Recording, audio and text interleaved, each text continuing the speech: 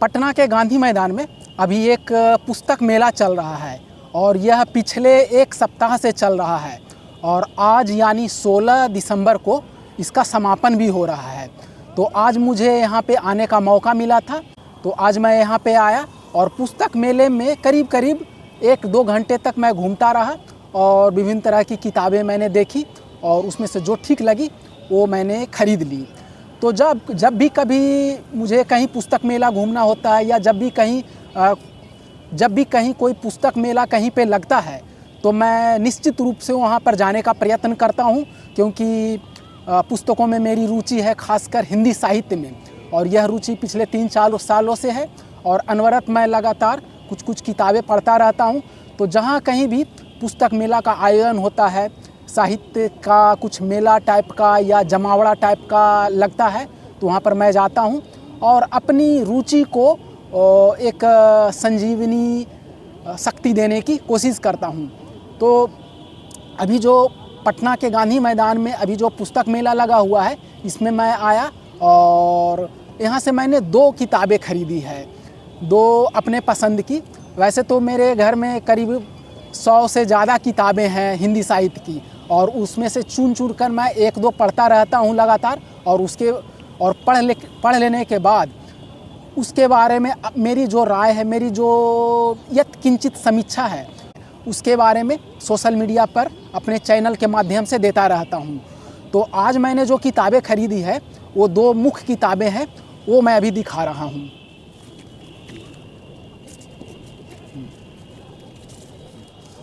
उन दोनों किताबों में पहली किताब तो है राजेंद्र यादव की सारा आकाश।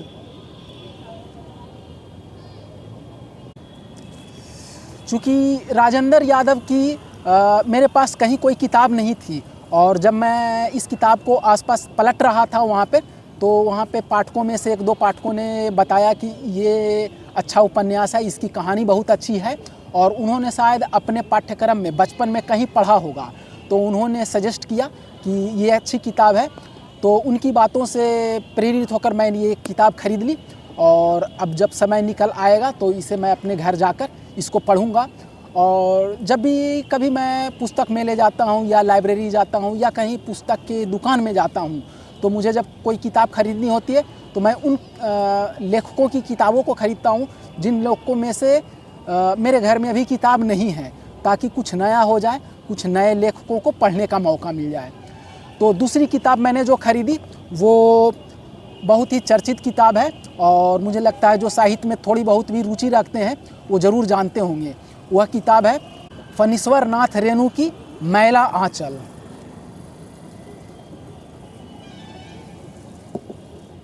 हिंदी साहित्य की यह एक अप्रतिम किताब है, बहुत ही बेहतरीन किताब है। इसे आंचलिक उपन्यास कहा जाता है, और फणीश्वर नाथ रेणु की जो 2 बहुमूल्य किताबों के बारे में चर्चा की जा सकती है, उन दोनों किताबों में से एक मैला आंचल है और दूसरी किताब है परती परिकथा। परती परिकथा मैंने पढ़ी है और मैला आंचल भी बहुत पहले मैंने पढ़ी थी, तो उसके बारे में उसकी कहानी या उसका उपन्यास जो कथा वस्तु है मेरे दिमाग से अभी विस्मृत हो चुका है, तो मैं दोबारा से पढ़ना चाह रहा हूँ। क्योंकि अगर कोई बहुत बेहतरीन लेखक हो तो उनकी कोई बेहतरीन किताब हो तो उनको बार बार पढ़ना, उसकी कथा वस्तु को समझना भी बहुत अच्छा होता है। तो मैंने फणीश्वर नाथ रेणु की मैला आंचल खरीदी है। अब इसे समय निकाल कर मैं घर पे पढ़ूंगा, और इसके बारे में मुझे क्या जो समझ में आता है उसके बारे में सोशल मीडिया पर एक बार ज़रूर चर्चा करूंगा। वैसे कहा जाता है कि मैला आंचल एक आंचलिक किताब है और किसी एक गांव की कहानी है। आज से 50 साल पहले गांव में किसी समय महामारी का रोग हुआ था, तो उससे वहाँ के स्थानीय लोग और एक डॉक्टर या कोई बुद्धिजीवी डॉक्टर वहाँ उसे कैसे निपटा, जनता के माध्यम से, जनता के सहयोग से, उसके बारे में इस किताब में इसका पूरा विवरण दिया गया है। तो इसे पढ़ना सच में एक पाठक के रूप में, हिंदी पाठक के रूप में एक अच्छा अनुभव तो रहेगा ही, और उसके बारे में चर्चा करना भी एक बहुत बढ़िया अनुभव रहेगा। तो अभी पटना के पुस्तक मेले में, पटना के गांधी मैदान में पुस्तक मेला लगा हुआ है, वहाँ से मैंने 2 किताबें खरीदी है। पहली किताब वही फणीश्वर नाथ रेणु की मैला आंचल है और दूसरी किताब है राजेंद्र यादव की सारा आकाश। जय हिंद।